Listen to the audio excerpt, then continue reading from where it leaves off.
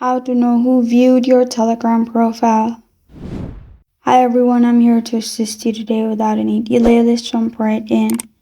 First, open Telegram, click on camera like option at the bottom right corner of your screen.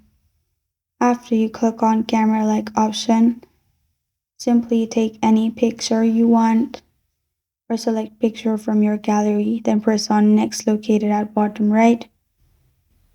Before that, you can add caption, then click on next, and then select everyone.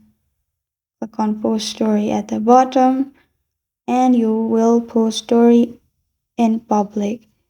After that, who viewed your profile, if they view your story, you'll be able to see their name at the bottom.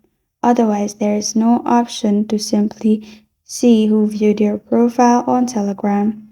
This is how to know who viewed your Telegram profile. Thank you for joining me today. If this video helps you out, please leave a like and subscribe for more. Got a question or want to suggest a topic? Comment below. Thank you for watching.